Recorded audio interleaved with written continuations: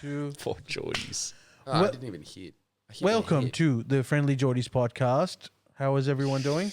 Oh, I've been better. No, Jordan's a bit frustrated today. He's having one of those sad days, let's just say. No, I'm just sleepy. And as a result of that, I'm sad. But I know that it's just because I'm basically a toddler and I'm having a tantrum that I didn't have a good night's sleep. Yeah, so just keep that in mind for the rest of the podcast. Fair dibs. Jordan, first segment. This is a wild one because I didn't realize it was that important. What's happened with a Green senator being poached by Labor? Okay. All right. Green. This is how little I know about it. I can't even remember her name. But why does it matter? That's why I didn't even I got rid of it from the chopping board of the segments because I was who cares? Oh, yeah, that's right. Dorinda Cox. How could I forget that name? Cox. Far out. It's a good name. Dorinda Cox has had many a bullying allegation leveled at her over the years. And there's two problems. There's two alternatives with that, right? The first one is that, yes, there are just a lot of narcissistic psychos in the Greens and they're constantly pot-shotting at each other. And so she is legitimately a bully. The other one is that the Greens always rat on each other and accuse each other of microaggressions and I didn't feel comfortable and all that kind of shit. Again, because they're trying to vie for seats. Because they're just a bunch of rats that are constantly gnawing at each other. Hard. And live in a cult, right? And live in a cult.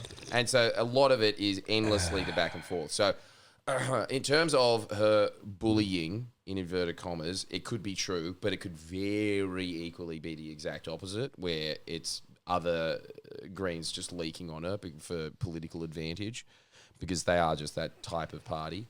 And either way, I think there's two options there. The first one is she knew that she was going to get vied out in the next Senate ticket. She wasn't going to get a good spot on it. So she just went over to the Labor Party and went for a number 3 on a ticket as opposed to getting a number 6 with the Greens. So you're not getting it, or just not even getting pre-selected.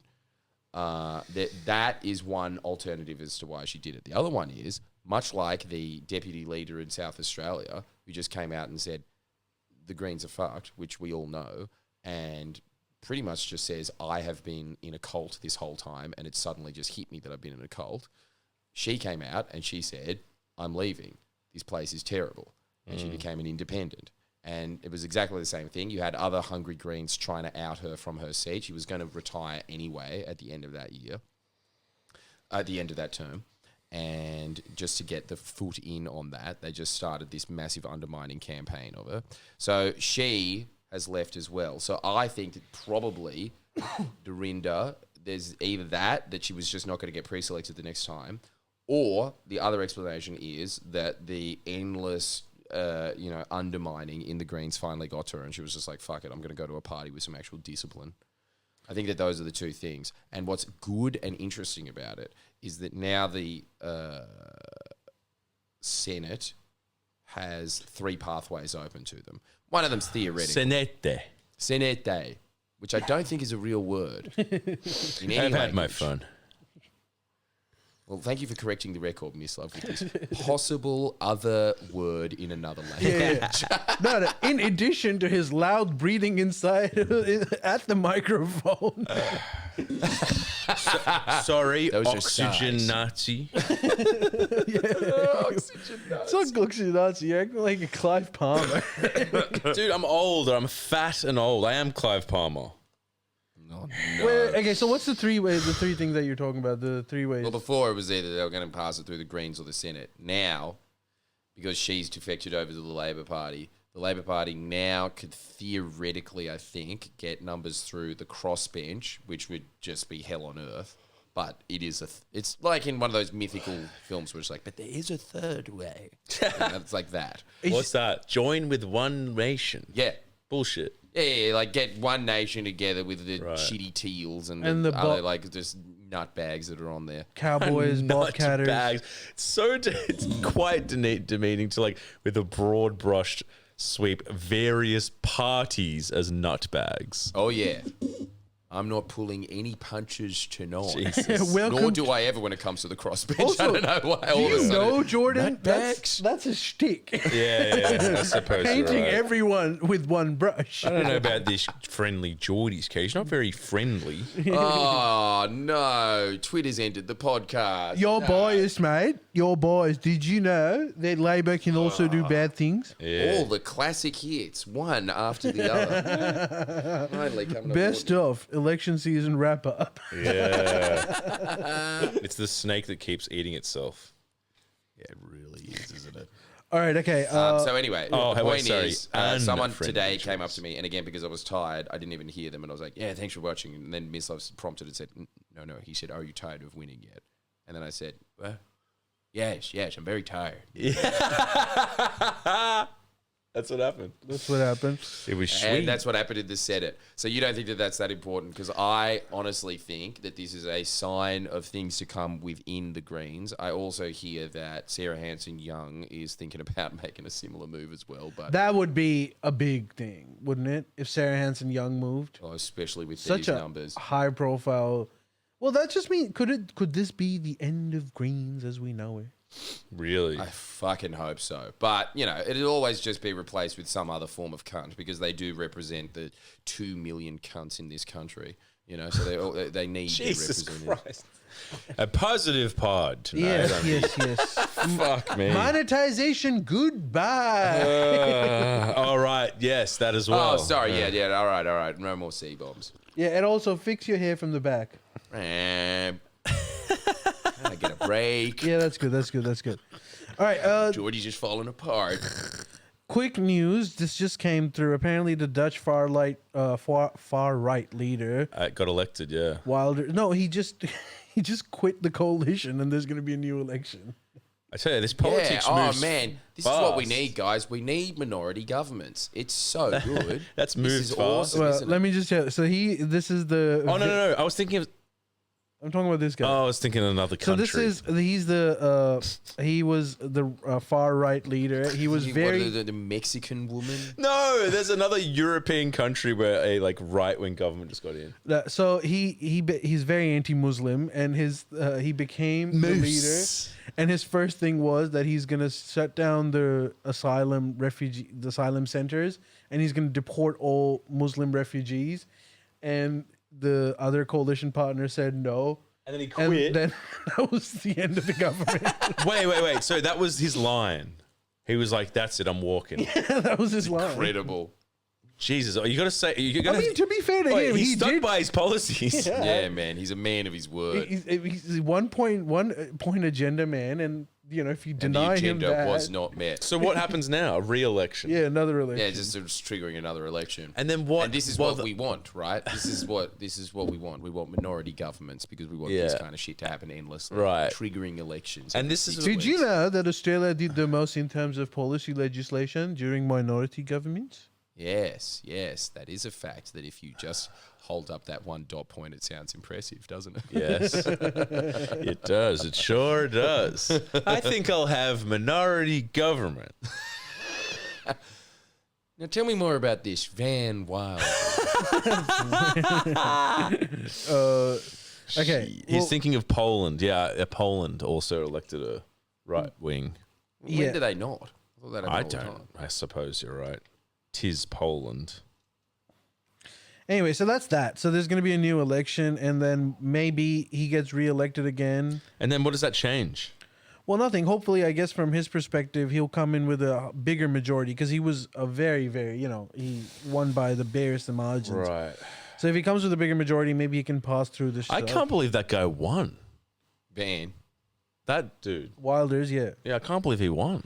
He looks like the bad guy in that James Bond movie with what's his name? The guy that talks. Man, like that guy this. has been around for a long time. And he's seen all sorts of Muslims to Yeah. make up his mind And he to get pissed. getting upset. Moose. All right. Well, look, I guess this is a developing story, so we'll talk about it more. But let's talk about something that is probably stale in the news cycle. But Elon Musk is no more with the government. He has left. For those of you that might not, his official reasoning for leaving is that he didn't want to be in a position where he has to defend everything that the Trump administration is doing. The reports are that he is against Trump's big and beautiful tax bill. Yes. As Elon Musk likes to say, it can either be big or it can be beautiful. It can't be both. In which he's implying is that if it's big, Spending. then that means big tax concessions. That's going to hurt, I guess, from his perspective, the debt levels. And so if it's big, then it's not beautiful.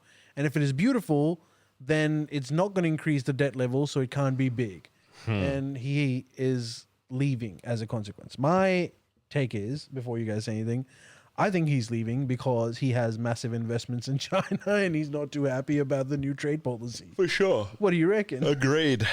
It would hurt. The tariffs hurt everybody, even pedal companies, as an example. Elon Musk is heavily invested in. Oh, and Not also, in terms of money, emotionally. one more thing. It turns out that while he was on his election campaign until today, he is on a cocktail of drugs, which includes Has that been verified? no, but like Yes, For it's the- been very. Look at him. yeah, look. So he was on psychedelic mushrooms, ketamine, ecstasy, and one more Adderall. thing. Adderall, yeah, that's right. And he apparently carries all of this in his Box. his first aid kit, which he carries around. So he's just, which makes a lot Oh of wait, so sense. yeah, because he's just flying around in a private jet. He never has to deal with sniffer dogs. Yeah. Wow. No, that's not true. Apparently, to get into to be in Parliament, they drug test you, but he got warning. He got warned every time, so he could sort of skirt around it. Wow. Apparently, How the hell do you know this? I've done my research. Far out, you boys. Your fountain of knowledge about Obscure things that I'm crap. assuming are mostly aired on Fox News. Wait, so you're saying this, that he failed his drug test? That's why he's No, he didn't fail it. He got someone told him they were like, oh, they're gonna. He got around it. He was like, oh, I'm going to a meeting. Like they sort of just they don't warn you, and they're like, oh, come do this, and he was warned, so he dodged it. He didn't have to do it. But that doesn't have anything to do with him leaving. No. I don't know why he's leaving. I think he's leaving because he's like, I don't think I can destroy any more stuff. Everything's destroyed. Seriously. my work here is done. Seriously, my work here's done. It's Far like out. he's In just 6 chainsawed months. everything. He's like, I don't know what else. I can't gut anything else. It's Dude, like he everything's- apparently doesn't like a lot of stuff that Trump is doing. In one of his interviews, which was supposed to be his like final interview, where he's like, "Ask me anything," and the interviewer asked him, "Is like, what's your view on Trump's ban of international students? Because you were an international student," and then he was like, "Let's just talk about spaceships, please." It's just literally said that. Yeah, I saw that too. He's Are like, you kidding? let's just talk and it about wasn't even the spaceships. face of like I'm pretending to like divert. He's like, "We know what's happening. Please, I'm tired. I don't want to talk about that." Yeah, let's talk about spaceships. Hang on. Was it that he was bored, or was it that he just wanted to skirt the issue? He wanted to Skirt. obviously skirt the issue, but he was implying that like I'm making it very obvious that I'm skirting the issue because I have no energy to do this right now. Yeah. Damn. He has a black being eye at too. that level. He had a black eye, and then the reporter was like, "How did you get a black eye?" And he was like, "I asked my son to punch me in the face," and then it was Yes, like, I'm sure that's what happened. and then people in the government were just like, he got in an argument with some official, and the official cracked him. Are you serious? That's what they think. Yeah. Because he's saying his 5-year-old son X just punched him in the face, and they asked him why did he do that. He's like, because I asked him to. Yeah, as if. yeah. If. Punch me in the So face. why is it the shape of a man's hand? Exactly. How did a 5-year-old sock you? Like, That's what he said. He was his like- fist is the size of his eyeball. He explained that. He was like, it turns out if a 5-year-old punches you, it does hurt. Oh my god, it's just factually untrue. Hey, It's just turned like into. I honestly feel like you wouldn't even have to beat up a 5-year-old. They just couldn't do anything. To Yeah. you know? Jon Stewart's take was, it's not surprising that a 5-year-old punched you, but no parent on earth has ever told their 5-year-old, punch me in the face. Yeah, it's never happened. Yeah, it's Dude, weird. I honestly think his son probably did punch him. Like, they Really? share a weird relation. His son Yeah. is like, dude, his son is a spoiled piece of shit. Yeah. Did you see him like just like just Elon. scolding Trump? Yeah. It's like you shuck or something. It was like, you suck, and Trump was like, I do. Yeah. Dude, all those years ago, I ragged on Bad Dreams for singing a lyric that said, "I'm sick and tired of Donald Trump." I'm right there now. Really? You're done. I'm just like, it's You're just off the Trump train one while Ali day- enters it. It's just one day after another. I'm not on that train. It's so tiring. You're not on that train? I'm not on that train. What do you mean the Trump That's train? so good. When I was don't I agree ever? with that. I'm not on that train. When was I ever on the Trump train? Huh? I mean, certain aspects of Trump I might be cool with, but I was never on the Trump train. I thought you were on the Trump train from like last week because you realized, wow, he's done a lot of damage to America. Yeah, and but- that's awesome for the world. Yeah, that's a different. That doesn't mean he's great. It just means like he's wrecking his own country, but as a side consequence, it's benefiting us slightly. And so I was thinking, yeah, that's cool. But on the whole, I don't know if he's the best prospect. But we can talk about that. Right. And Miss Love, right up until about this podcast, thought it the whole time. No, like, nah, lad, nah. You got me all wrong. Got me all wrong lad. I'm all about. Okay, my so freedom. there was another news story. It turns out, Jordan, you would be shocked to know that Liberal Party's membership is aging and it's in complete freefall. Oh my To god. the point I kind of where feel bad for him. where their average member is 68, Jeez. 68, and they're saying, I'm quoting, one of the biggest expenses we used to have was on funeral wreaths. On Oh funeral my what? wreaths. So their members are dying so much that one of their biggest expenses is to go to the florist to buy funeral flowers. Jesus Christ. Are you kidding? That's what they're saying. This is a Guardian post. I quote, one of the biggest expenses. Man, I know it's we become have- like the quote of the podcast, but it's too much winning. Yeah. And then he says, we'd be down at the florist every week handing over $70. really? Far out. That's crazy. Both- man. I can't believe that that's a main expense of the Liberal Party. Both state divisions are urging members to renew their annual memberships after bruising federal election laws. One Victorian source said, as of mid-May, about 30% of members had not renewed. Far So out. like, but you know Okay. what? There So are. a third have died. They all died. They're dead. I mean, I'm not. That's very sad, but it's just like. A lot of dead people, man. I see dead people. Just So why poor like? Peter But Dutton. the young liberals exist, right? A name. I mean, Right. there's like So five. that's Who are not- they? That's not a popular. And even they have, I'm sure they It's also always have chicks. There's always chicks on TikTok that are like really pro the Liberal Party. and schooly Really? boys. And what? Schooly boys. What do you mean schooly boys? Schoolies. Schoolies. You know schoolies that happen to the Gold Coast? Yeah. A lot of its people are young libs. Basing this off. I'm basing it off Like, you on think a, that everyone at schoolies is a young lead. I'm basing it on a video I watched in 2015. Yeah, I know the video you figured of. So do I. Dude, they were not schoolies. They were toolies. There was some Oh, they were toolie toolies. young libs that were at schoolies. Yeah. Oh, I I thought they can't were believe just that schoolies. that's your That's take of like incredible. that's Like, all you the just completely mixed it schoolies. around. It's I'm like, fu- what are these two schoolies doing interviewing all these Liberal Party members? This chick that's munted out of her mind. Yeah. Right. Is that the future? This is She very looks troubling. like she's from Wentworth. I can't believe they all Now congregate. it's What like- was the Lismore? Was there a Lismore story too? So many. I can't remember. Too Lismore. scared to say. Yeah, don't say it. We've probably done enough. But Lismore, man. No, it's just because like it involves fans. But Oh yeah, we won't say. Oh yeah, we can't. We should. Oh, but okay. Up late. there was a crackhead dancing on the side of the street by themselves, and I was like, man, only in Lismore. Lismore is another level. Yeah. Everyone in Lismore is insane. I'm just gonna summarize. We won't throw on someone on the bus, but there was a person who went off at a public official in public. in Lismore. Yeah. And it was, I was like, whoa, that's telling your local member. Yeah. No need Peace for, of your mind. No need for an appointment. no, you make That's your not how they do it there. No.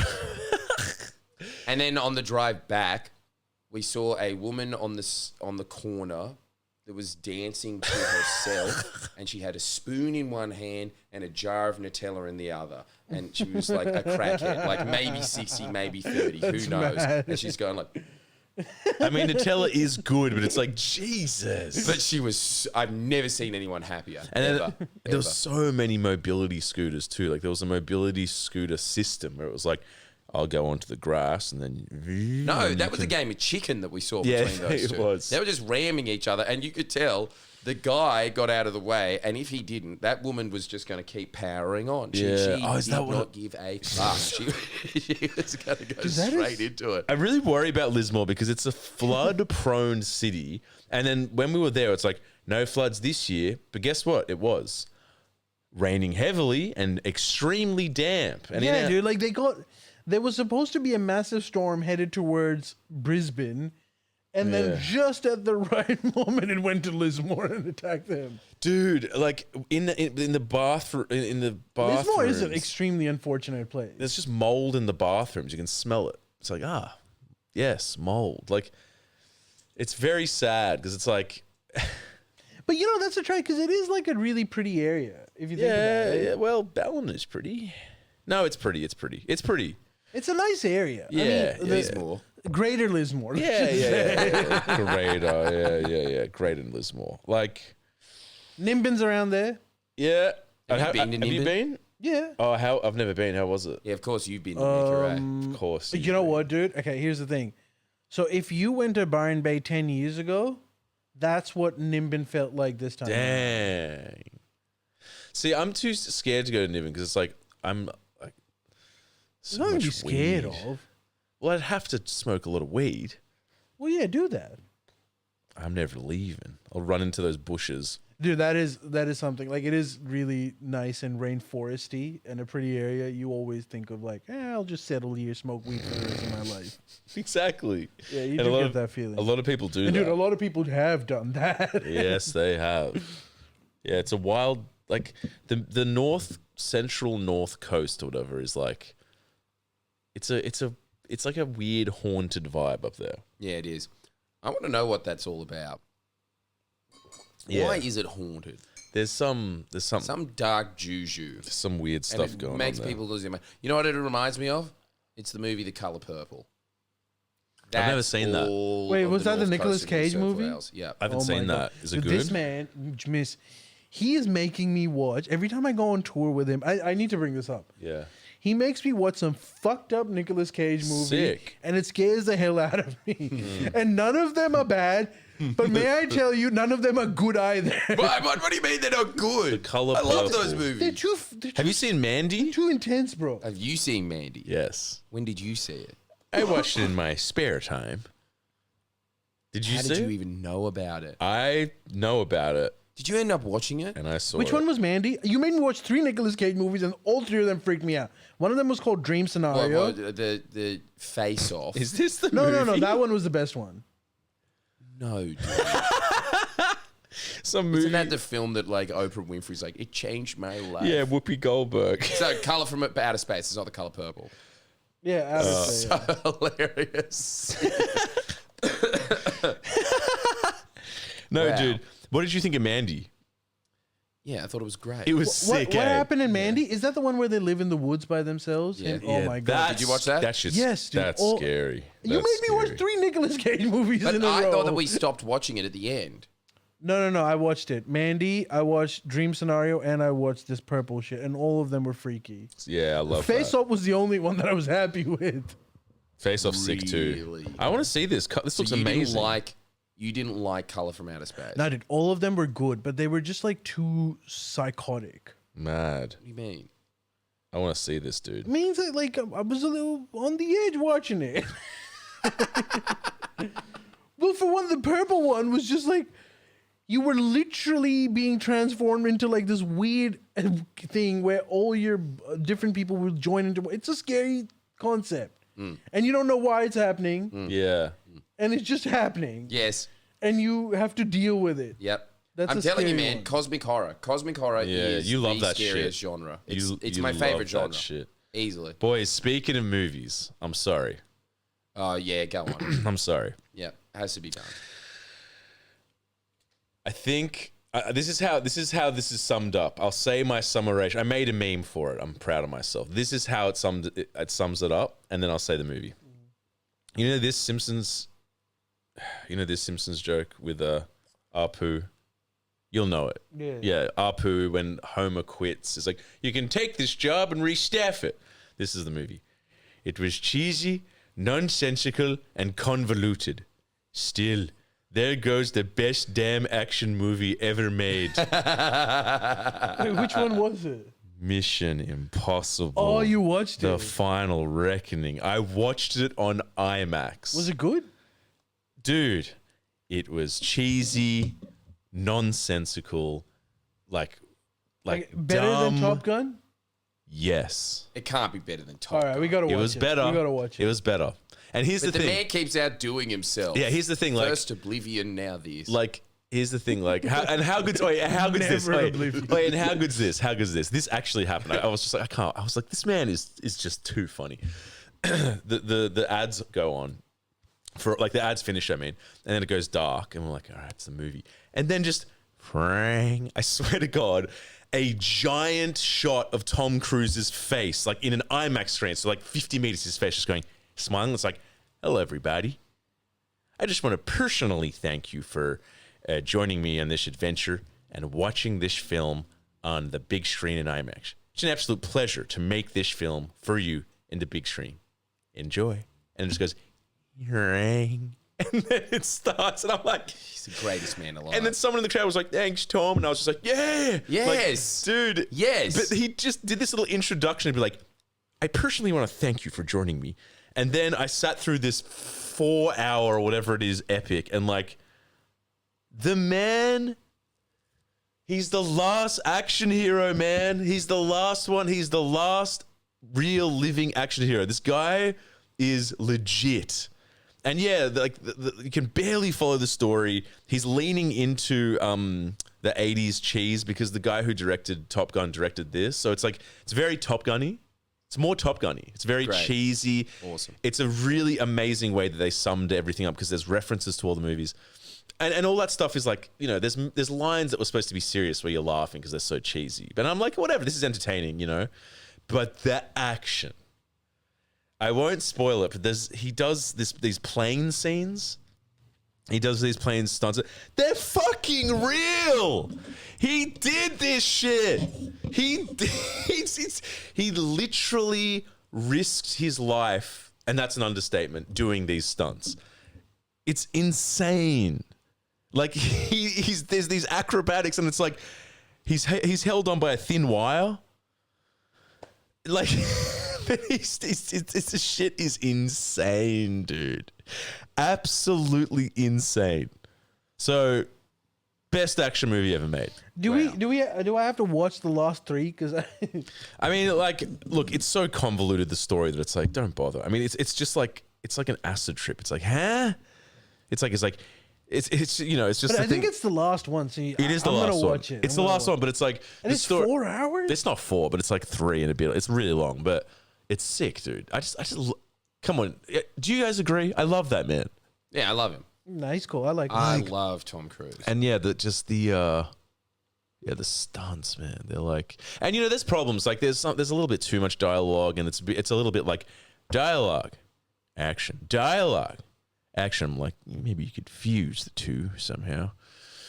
But nevertheless, You want Tom Cruise to be fighting and trying talking? to escape for train track. that's literally what. It was just a very reminiscent movie where it was like, Can we have a sex scene during the action scene? yeah, like Was there a sex scene?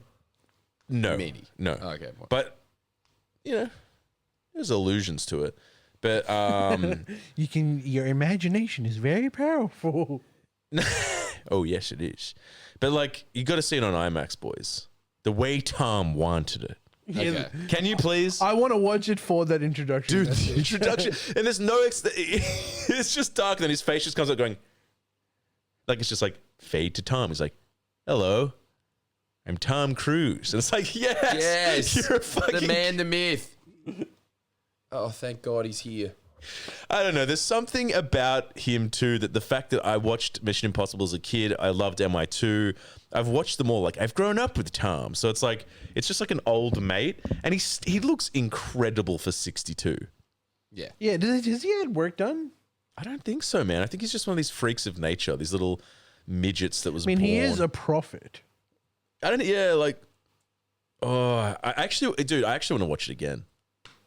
Hey, okay, what about this? Let's go watch tomorrow, all three of us. IMAX. Yeah, I could go. Damn, I'm down. Tomorrow night? Nah, I can't do tomorrow. Next day? I can do some time in my life. Yeah. We'll definitely do it sometime in your life, and let's all go, boys. And naturally, now I've talked it up too much, so you'll leave. Be like, it wasn't that good, but I thought it was. I just want to watch the last one. I just thought the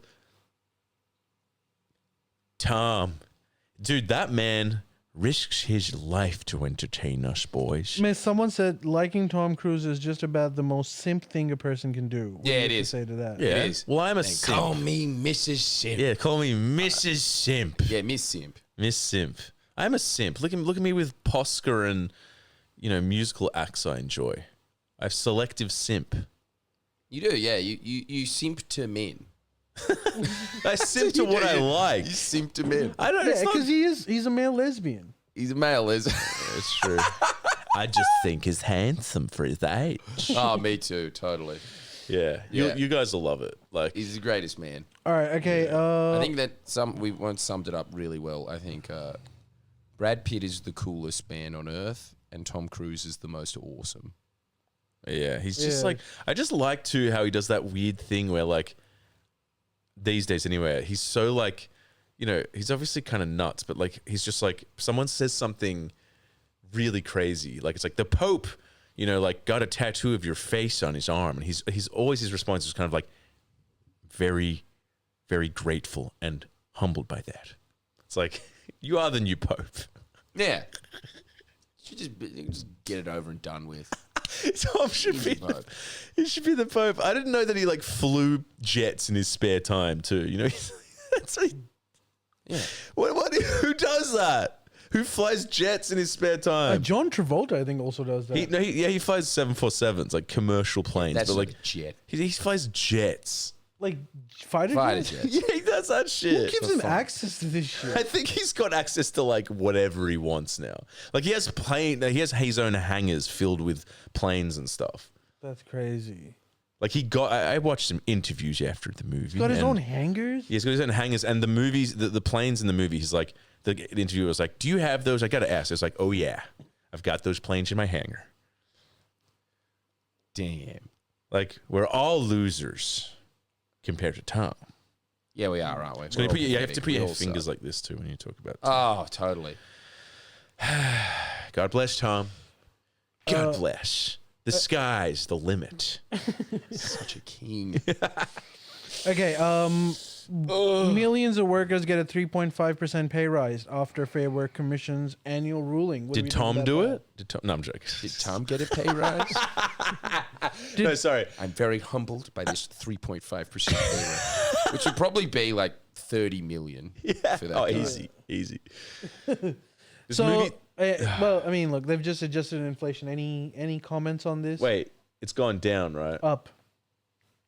Minimum wage has gone up 3.5%. Well, that's good. Yeah, see, I'm just tired of winning again. This is another W. Yeah, but Just it's, yet another W. Is it? Yeah. That's sick. No, Alright. seriously, it is. But like, inflation going up isn't good. Didn't go up. Didn't you say inflation went up? yeah, I mean, it's just inflation goes up all the time. It's just the wage increases go up with inflation. Yeah. Usually. You don't care for inflation, but you can't control inflation, can you? No. It's the world, man. No, you can. You can try to control How? inflation. Well, spend less money. That's for one. Well, That's good not gonna luck with Labour.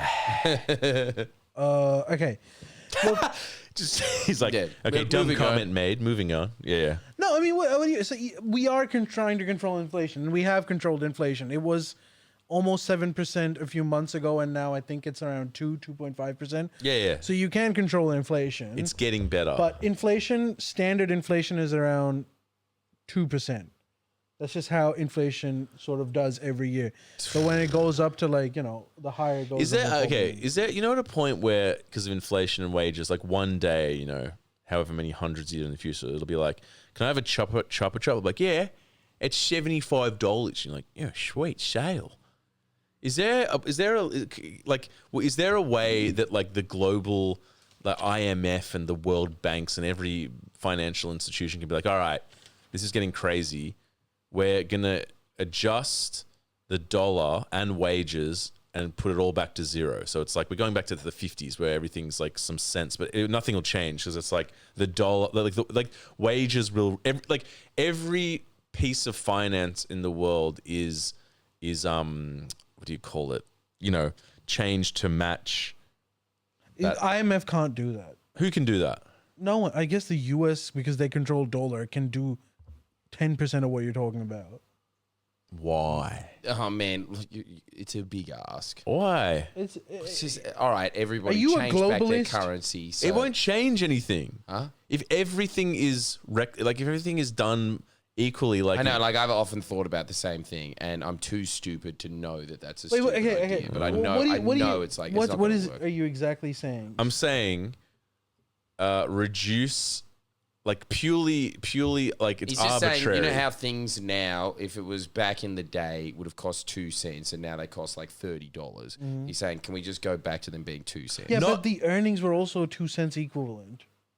So you didn't have $30 to spend. Yeah, well, not 2 cents then. Bring it. You could still adjust wages.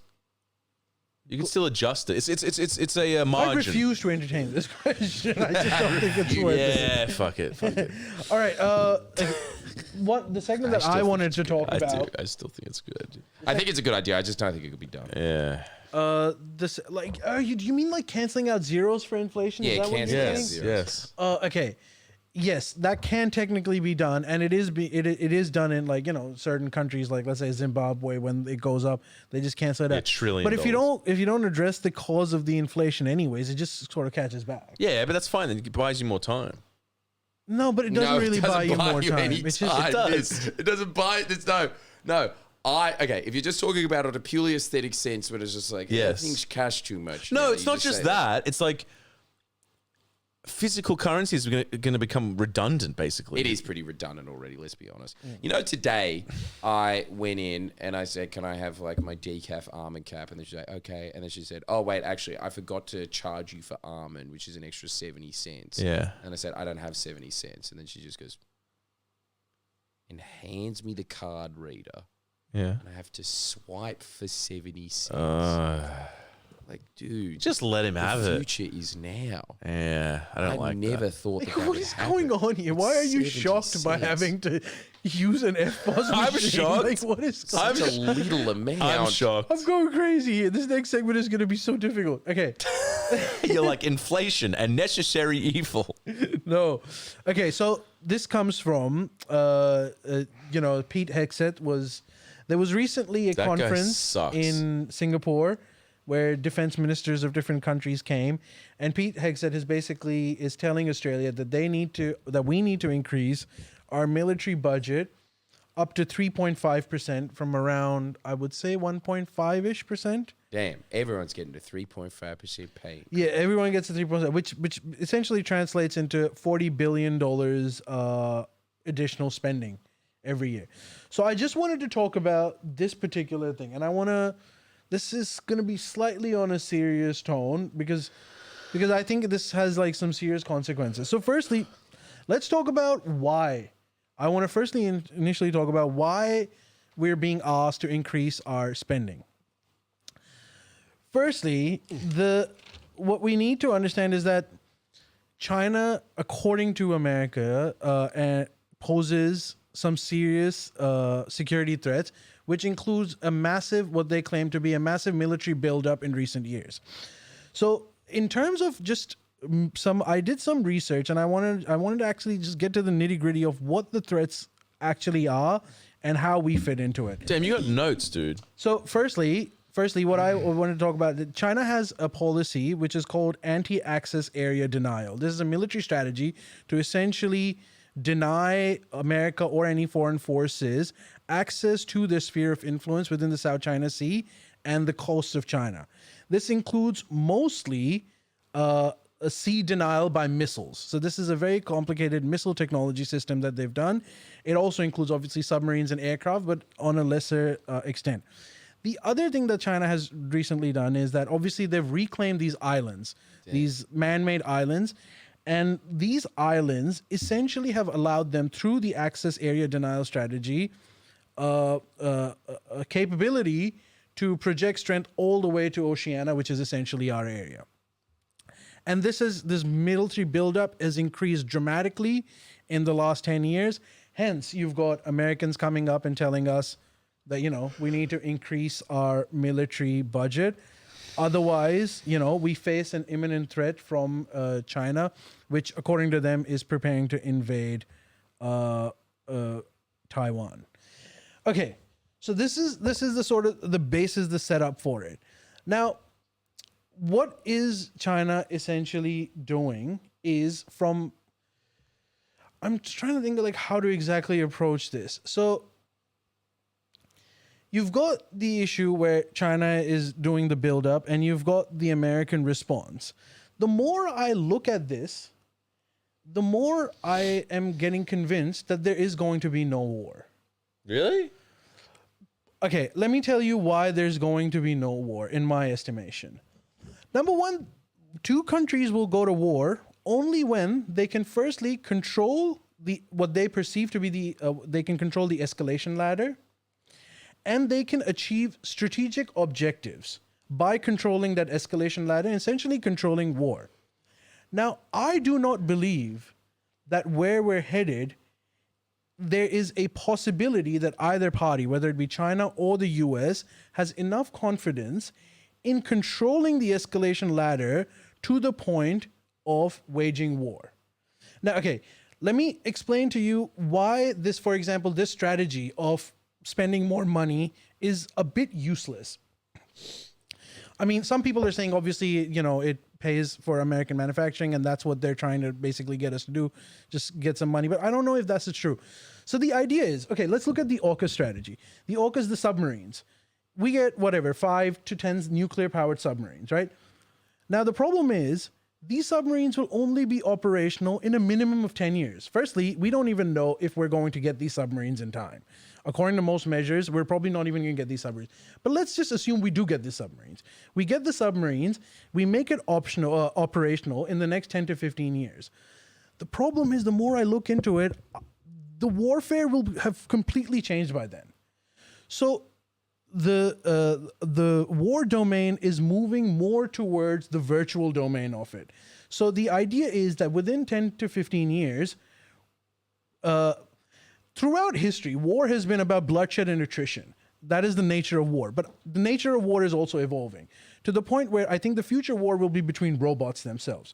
So now if in 10 to 15 years, China introduces these robot submarine, unmanned submarine technology, what are we going to do with our 5 bloody nuclear submarines? Which is why I think our defense strategy is kind of useless in any which way. War is going to change so much that we won't be able to do it with this current strategy that we have. And so the question then becomes, what are we going to do? So right now, we're basing all our strategy on the security blanket that the Americans are offering us. And that's reasonable. I understand that. The problem is that it is my view now that the Americans will fail in this. And the reason why they'll fail is, firstly, up until the second term of Obama, I think the strategy could have been successful because what the Americans were offering was security plus prosperity. Prosperity through what was called the Trans-Pacific Partnership, if you remember, Jordan. TPP was a mechanism to share America's economic prosperity with this new bloc to essentially contain China. That was the Congress had rejected it, and when Trump came in, he completely pulled the rug out of that. On the other hand, China is offering now security plus prosperity. The prosperity is the focal point of their new system, which is the Belt and Road Initiative. So the Chinese have got two programs. One is the Belt and Road Initiative, which, by the way, they have been doing for the last 20 years, and now you can literally see the fruits of it coming up. So there's about 190 something countries in the world. About 108 have already signed up for Belt and Road Initiative. And initially, it started off with infrastructure projects, which, like bridges, tunnels, and all that sort of stuff. But now that has evolved into technology transfer as well. So, for example, China has recently signed a deal with Malaysia's Proton. Proton is essentially what Holden would have been if we still had it. And they're transferring the technology to make those entire plants electrical. So these are things that all of the global South is desperately wants, which the Americans are not offering. And keep in mind, this is 80% of the world's population, and it also includes the economies that are the aspiring economies of the world. The ones that are going to be, in future, create the most amount of capital. I think that is dead. Like that, our hope that these countries will form a bloc with us against China is completely ludicrous, because obviously third world countries want prosperity as well as security, and this can be showcased as soon as AUKUS was announced. Southeast Asian countries, who happen to be our neighbors, immediately said that we don't like this. The reason why they don't like this is because they don't want to provoke a war in their area. The reason they don't want to provoke a war with China is because they see their future in China. Okay, so now if we believe that the global South is going to side with China, and there's going to be an economic bloc, then we're going to be outside of this bloc, right? Now that all works, and because our security needs are going to be met. But if you look at where the American economy is going, the fact that in 2016 the Trans-Pacific Partnership was scrapped should have been a tell that that was the beginning of the end of empire, because recently, there was an Australian scholar who published an article which has created waves, where he argued that one of the key tell of any empire that's about to collapse is when their debt repayments, the interest on their debt, exceeds the amount of military spending that they do. Dang. America has reached that stage. Whoa. Where their debt, to the point, okay, not just that. So not just that. The American debt has increased so much that for the first time in history of the world, every country in the world is saying, are they even capable of paying their debt? Hence, you see the American bond value drop every day, which was supposed to be the most stable form of investment. So it seems like America is going into an inflationary spiral. So if that happens, and America is not able to, right now it's unable to meet its economic requirements to maintain an empire, because let's be real, it costs a lot of money to maintain an empire. If you don't have that empire, if you can't do that, then your empire basically collapses. So, and this is the one last thing one thing on the China-US security competition that I wanted to say is that the assumption is, and honestly speaking, up until 2 years ago, I believed in this assumption as well, that China is a rising power that is on the cusp of being risen. And if we contain them, then we can, thwart the expansionary ideas that they might have. The problem is that China isn't a rising power. China is a risen power now. So you can't contain it. What you can do is compete with it. So this is all going to be about a competition between China's sphere of influence and the Western sphere of influence. And within this competition, the writing is on the wall that the US will not succeed in this. And when the US eventually withdraws even its security participation in this region, where will we stand? So my thinking is that Australia needs to start thinking in a lot more strategic sense, as opposed to just, tactical national interest sort of thing. The idea is that, okay, we can't upset America. I understand that. I'm not saying that we tell America we're on China's side.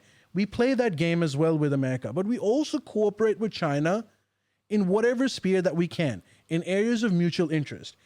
If we're able to do this, then when eventually America withdraws, we would be in a much better situation to then include ourselves in this new economic architecture.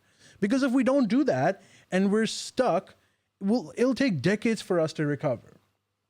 The last thing is that, and this is, I think, the key difference between Western foreign policy and Chinese foreign policy, is that our foreign policy is like our game chess, where there's the center, the balance of power is the king, and it's either you lose or you win. It's a zero-sum game. So you go all in, you win or you lose. The Chinese play, what's their game called? It's Checkers. Go. It's the Chinese checkers. It's called Wei Qi, I think. Wei Qi is a completely different game. There's no king. The board is much bigger. And the whole game is about creating little strategic wins here and there. And by the end of it, when you look at the whole thing, you see that the strategy was successful and you win. To a person that doesn't know that game, will look at it and wouldn't you be able to tell who won and who lost? But the person that's playing knows exactly what's happened. China is doing that, not only just with their BRI, their security initiative, but they're also taking over the global architecture that America had put up. So, for example, United Nations. United Nations, China is the second largest contributor to the United Nations, America being the first largest. But here is the key thing. China always pays its contributions on time, whereas America keeps deferring it and accumulates debt in this department as well. Secondly, China puts in money through their BRI, Belt and Road Initiative, to achieve what the United Nations Millennium Goals of Human Development were. So what you see is that China is essentially taking over all of the global organizations that were set up by the US. Another example is ASEAN, which was a group of Asian nations, which, by the way, was set up by the US, abandoned by the US, taken over by China, and now they have a trade of $1 trillion. Whoa. What is America doing? America has essentially abandoned global structural architecture, and they're going more towards bilateral relationships. That was the Trump method. What does that mean, bilateral? Like one-on-one. So instead of United Nations yeah. and like a global overarching policy, we'll just deal with one-on-one each Directly. So I think, first of all, the good thing is I'm coming to this conclusion that there wouldn't be a major war. Wars will be restricted to gray zone fighting, which is just below the threshold of actual war. Here's another key thing. American generals, this is why I say that there won't be a war. American generals always beg to organize meetings with their Chinese counterparts, which always gets denied. The Chinese general never want to see American generals. The reason why they say they do that is because they do not want to spell out their red lines to the Americans. The reason why they don't want to spell out their red lines to the Americans is because they know the Americans will always get to that threshold and play just under it. Americans don't want an actual war for the reasons that I have explained before. They won't be able to control this war. But they want to create what they call is the deterrence, which I believe is not really working. Like, both countries have created deterrence to the extent where neither of them can fight with each other. And if that's the case, then you're just competing on economic grounds. And that seems like a losing battle for the US. And I think we're in a situation where we will eventually see America withdraw from our area economically and militarily, and then we would be stuck in a position if we haven't figured it out altogether. There's another possibility, and this is a bit intense, but I believe that we're in a multipolar world now. The unipolar moment died. It probably died around 2015 or something. We realized it later. But I'm starting to think that maybe, and this is going to get a lot of hate from me, and you don't have to agree with any of the stuff that I've said. This is just my opinion. But I think by the end Get ready, YouTube comments. By the end of this century, we're probably going to go back into a unipolar moment. And that is, this time around, China will be the unipolar power. How do we...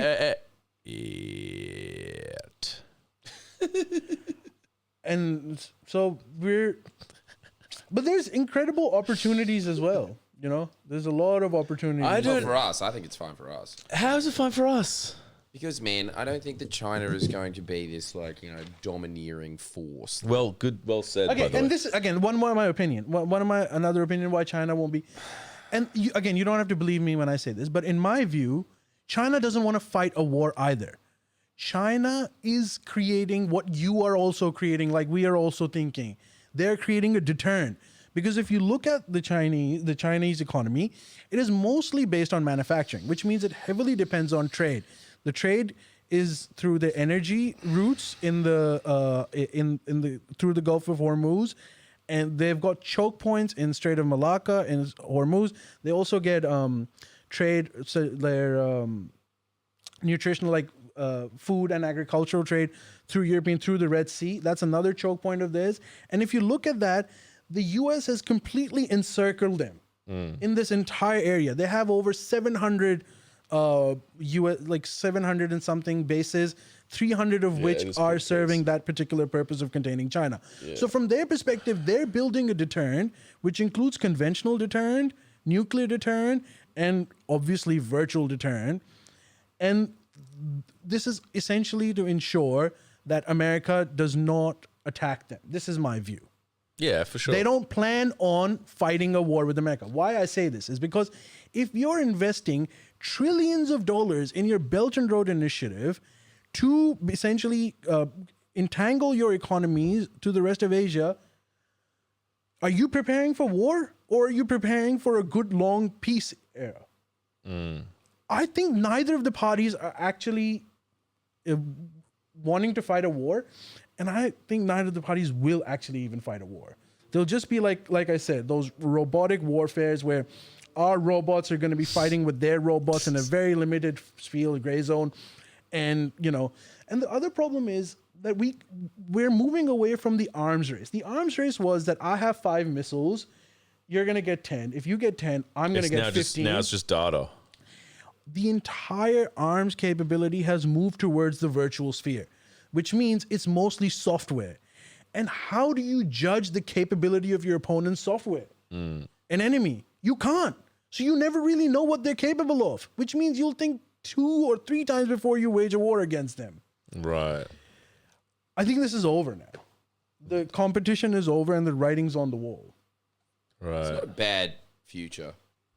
I don't think it's a bad future. Really? Nah, I don't think it's bad at all. Especially, like, it just reminds me of that Own Worst Enemy book where it was saying that war is becoming more and more professionalized. It doesn't really hold up an entire nation. It's kind of empty platitudes that, I don't know, your Bernie Sanders types or something would say where they talk about endless wars. And it's like, yeah, but for like a small professional class that is becoming more and more, like becoming smaller and smaller. Like farming, for instance. They had to have 1 in 2 people farming not that long ago.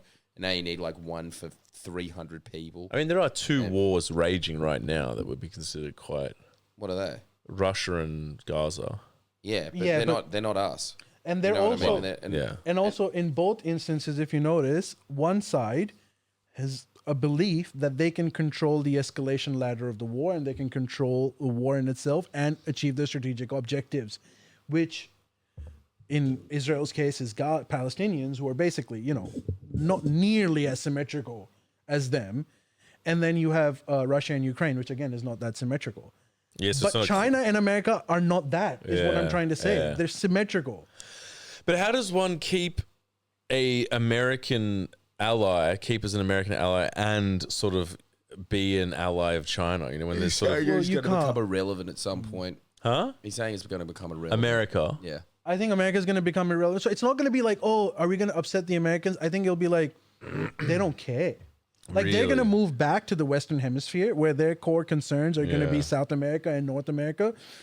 And we're going to be in Asia and they're going to not give a fuck about it. But you're disregarding, what happens if, like when Trump gets out, a sort of like democratic left-leaning establishment guy hypothetically could get back in, and then they'll want to reestablish, NATO and all these internet. It'll be, the classic American. So reestablishing NATO. So the thing is, Obama announced the rebalancing of the global structure. What does rebalancing of the global structure really mean? It means you move your military assets from the Atlantic Ocean to the Asia Pacific region, and you remove your economic assets from the Atlantic Ocean to the Asia Pacific region. The reason why you do this is because you are rebalancing to an area which is going to be the center of geopolitics. So Europe and the Atlantic Ocean used to be the center of geopolitics. Now it is relegated to a regional area. And Middle East is also going to be relegated to a regional area. What happens in Asia Pacific will be the global agenda. And Right. So that's flown. so what already. I'm saying is the NATO and reestablishment, first of all of this stuff is completely bipartisan. There's nothing that Trump is doing differently from Biden or Democrats are doing differently from Really? Republicans. It is exactly the same. So it doesn't, and plus these are like long-term changes that are, it doesn't matter who the president is, and you know, Right. these are just things that are bound to happen. Right. Crazy. I mean, So Europe is also becoming irrelevant in a sense. That entire area is becoming irrelevant. It'll become as irrelevant as, you know, Oceania was during the Cold War. You know, right. Just a Yeah. place no one really cares that much about. Yeah. And so, honestly, if it just gets to the point where, you know, wars will be fought by robots in space or possibly on top of a very tall mountain, that's fine. Well, I mean, that's good if there's not like, yeah, obviously, like war is bad. Yeah, but war, as he's saying, is just like, it's almost like you're running like a little test run. It's like war simulator. It's almost going to be like wars. But when you say robotics, you mean drones? Yeah. Well, so But then drones. there's always going to be those like war dogs that China has that are terrifying. No, but it's also like just unmanned aircrafts, unmanned submarines. Yeah, because it's like you don't need people. unmanned unmanned soldiers. artillery, because robotic soldiers. Because you kind of don't need people anymore. You don't for anything. So yeah, it'll just be run by robots, and that's okay. Yeah. I don't see I just any wonder what a changing. But it's not global- restricted to just robots, by the way. The other thing is when I say the nature of war has changed, I mean like the actual, you know, military to military aspect of it has changed. That doesn't mean it's just going to be a bunch of robots in the corner. The whole war is going to be in the virtual space. So all our infrastructure, if we were in a confrontation with China, all our infrastructure, our digital infrastructure will be screwed up. So we essentially won't be able to communicate. That's how you win a war without actually fighting a war. Where Yeah. if you're in a war committee or you're sitting in your control command center and you're like, hey, I've got, you know, infantry over here, I've got this, but you cannot communicate with any of them. What happens Yeah. then? You lose the war before I mean, you even start. if the internet shut down today, it'd be like chaos. Yeah. Would people just die? And China has the capability. I'm not saying that the US does not have that capability. Like I said, it's a strategic competition. But China, okay, so this is like an interesting thing. In the early days of internet, when the Americans looked at it, MSN. they looked at it and they said, "Oh, this is great for information warfare. We could use this to influence other places." You know, when the Chinese looked at it, their first thought was, "We can introduce spyware in this. We can hack this system." Right. It's a different strategy. But the Chinese are very much capable of paralyzing our digital infrastructure. Yeah, man. Look, again, it seems like what's really moving towards is just an even more peaceful world than we already have, which is actually quite peaceful if you think about it. Yes, wars still exist. Do they really exist on the grand scale that they did since World War II? I think that was kind of like the decider peak of it. And I think everybody understands now that if you go any further than that, there's just a total Armageddon. And it also seems like, as you're saying, the fear that we used to have of, but it'll be inevitable at some point is kind of eroding as well. There's no actual need for it either. Yeah, but you know, your Putins and that, they want to bring it back. Putin, by the doesn't way, wanna has bring it back. Putin is one of He the does. What? What does he want to bring back? War 3. He wants to bring that back. He literally said it recently. Putin What'd he is say? a key. He said, player in he this. said, Ukraine just did their biggest attack on Russia, like massive, and he's like amping up the rhetoric hard. Did you see that? Yeah, I know what you're talking. Amping up hard. He's Some won. strong words. Yes, strong words. Okay, strong Saying words. like He's Yeah, but if they're amping doing up. like a big assault on Russia, they're getting it's just scary when a Russian president says World War III a lot. Yeah, it is scary, isn't it? Yeah. You're right. No, what? Look, they're in the middle of negotiations, which are happening in Turkey between Ukraine and Russia, and they're setting out the framework of what the eventual solution is going to look like. And this is just posturing before the meeting itself. So Ukraine did attack using some drones, some key Russian infrastructure. But it's not like now Russia is incapable of attacking them Yeah, back. yeah. It's like it doesn't matter. That war is kind of already over. So you reckon Russia's just going to keep the territory they've gotten? Yeah, I think there's nothing that you can do to stop them Right. anymore. Really. Shit. Anyway, but like broadly, you're probably right. I just hope our new overlords are kind and, understanding. Again, this is the most. I think they are. Yeah, I think so too. Their entire, and also like they have a history. We always like America is a nation state. It was born a couple of 100 years or so ago. China has a civilizational history. You kind of know what happens when they're strong. You just need to open a history book. It's not. Do you think that because the idea of empires is cyclical, right? Well, China won't be on top forever either, right? No, nothing stays on top nothing's forever. forever. Who's next in line after them? Zimbabwe. Probably. Nah, who? It could actually be Africa if they got Yeah, that. it Yeah, kind it of could is be Africa, Africa, yeah, but it could that's not a country. That's a but continent. if- Well, but if they Even form an African Union or something, Right. or, but or India is a possibility, but like they're they're not really killing it at the moment. But It always seems like that the shift always moves back and forth between Europe and China. And the New Really? World was a weird blip. Really? So it could just go back to that. You reckon? Could. I mean, Europe's pretty well positioned for it, right? Yeah, I suppose so. I don't know. It's interesting. I don't know. I really don't One thing know. I can tell for certain, it's not going to be us. Oh, yeah, of course not. Never going to be that. We're like little backwater. It's kind of Wouldn't it be sad. grand? It's But we're kinda- Man can we're dream. too lazy. Our whole culture's being lazy. How do you take over the world when you're lazy? I don't I'll know. do it We'll find a tomorrow. way. Yeah, maybe. If I'll think of that later. maybe there's a way. I mean, if we can invest in green energy and like take and could become an economic superpower. Yeah, and also do your biggest nightmare: import 1 billion immigrants. Yes, That'd help. Yes, that would help. Yes, that'd improve everyone's way of life, especially ours. Yeah, 1 billion people in Australia. That'd be sick, wouldn't it? Dude, parking's bad enough in the inner west. Thank you very Oh much. my god, could you imagine? oh yeah, that'd be too much. But you know what I feel sad about? This isn't really related to that, but you know who I feel bad for? Japan. Poor old Japan. Oh, also speaking of Japan, here's another big development.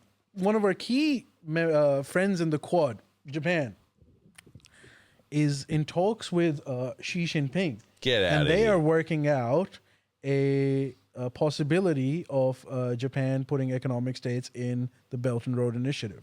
This is a recent development. In fact, I think eventually, even India will join the Belt and Road Initiative, It's which too means good. the entire Eurasian landmass is going to be a massive Chinese bloc. Eurasia, you say? Yeah. And America, by the way, is not even fighting that war. So if you think that the Americans are looking to contain China with developing this Eurasian infrastructure, America isn't even doing that. All America is doing is the maritime containment and obviously the nuclear and the Taiwan stuff. They're not even looking at what China and Russia are doing, which is essentially creating a massive block in all of Asia. And everyone's already signed up to it. There you go. How can they be, Chilling tale of things to come. how can they be so influential when they rely so heavily on imports? Who? China. Well, they don't rely on imports. I mean, they rely on imports to make stuff that becomes way more expensive, and then they sell it back to them. Right. So they have to depend on trade coming to them. So they might need some raw materials, but then they'll produce like value added batteries out of them. Yeah, so it's kind of like in their interests to not like, they want a globalized economy. Yeah, they want a globalized economy. which is why they are convincing everyone that Trump tornado has been true, that we believe in globalization. We believe in free trade, which is why this is how they took over ASEAN, is that they essentially offered them a free trade agreement. And they took it. And now they're economically dependent on China to the point where if America tries to fight with China, they will be very upset because why ruin your business? Think about it. I'm just thinking how different America's situation might be if Biden got in or someone like that. But you're saying, I wouldn't do much. No, it wouldn't do anything. Anything. In fact, Biden and the Democrats are a lot more hawkish. I mean, recently, Nancy Pelosi opened up a new front in the Chinese containment policy, which is ridiculous, Saying which is just what? provoking a problem in Tibet. She went to the Dalai Lama, who lives in India, and said that, we'll support you in establishing an autonomous region in Tibet, which is a lie. They're not going to do that. But what they've done is they've opened another front in the Himalayas for a strategic competition. This was done by Democrats. Democrats are almost always worse. What the? Can we go back to 1995? Yeah, that was a peak, wasn't it? Funnily enough, God, everything was better then. yeah. They Enough, that's when China also changed everything. Really? Yeah. When was the Gulf War? I don't know. 91. The Gulf, 91. After 91 in America was at its military peak during 91. That Gulf War was just an awe-inspiring event for every military in the world to go, oh, that's what can be done. Really? I don't know. And about that's when China established their doctrine of multi-domain operations, which is to include the virtual world in it as well. Oh my God. And because they, and also they, around the same time, American ships used to constantly circle around their area, and they didn't do anything about it because they couldn't. And they waited till they could. Hell yeah. It's just amazing the speed at which things can move. Like, that Seinfeld episode where it's like, are you a communist? And he's like, yes. And she's like, how do you feel about, it's that thing. And it's just like, it's all over. And then he's just like, well, yeah, we have some others. Russia. And he's like, yeah, I suppose so. And then he's like, China. And she's like, yeah, but come on. And he's like, yeah, you're right. Like, it was like a joke not that long ago to suggest that they even had like any influence or like power. Yeah. Like, what? Isn't it? Yeah, look, their rise has been very, very fast. Faster than anything we've ever seen in history. Yeah. And all it took was hard work, racial homogeny, and I assume a vast lacking in human rights. Yeah. And also an extreme laziness and entitlement from the West. Oh, that little all thing. Work over to Yes, them. that really was dumb, wasn't it? Being like, we'll build it there. It's cheaper. Like that. Nah, it was smart. It was smart. Yeah. It is cheaper. I know it's cheaper, but like you're sacrificing things for making it something to, there's always a catch with those things. It's not like it's just like it's cheap and easy. It's like there's the catches there, it's like. Yeah, well, I think, look, I can't remember who said it, but I think this is just a great piece of advice when you're talking about nations or yourself as a person, but everything's a trade-off. Yeah. I think that's such a good way to look at life. That's Everything's true. a trade-off. That There's no such is a thing good as way. solving a problem. That's like what you true. can do is just Yeah. solve a problem and create a smaller problem at best. It's kind of, that's it's what actually you can kind do. of profound. Everything's a trade-off. Boys, I suppose anything you're else right. you want to add? There was another segment. Sydney Sweeney is selling her bath water How good is in like, the form of a soap. you know what that just was? That was just a literal in real time display of why China's doing well and the West is going to fail. Yeah, That was just this talking. is what we're producing. Like, this is what it's like back to the real stuff. Crap. Nah, The don't worry about celebrity's it. face on it. And also, who is Sydney Sweeney? Oh, you don't know? She's like the Gen Z She's a bit late. Beyonce. She's a bit late, isn't she, with the bath water? No, she's not even doing the bathwater. She's selling a soap that apparently has some quantities of her actual bathwater. Jesus Christ. Because she's not a porn actress, so. Right. All right, everyone. Thank you for joining us. Make sure that all your complaints go straight to the PLA and not me. what? They're the Okay, yeah. fair People's enough. Liberation Army. Who's that? The Chinese army. All right. See you guys next week. Hey, sign up to the Up See Late. ya.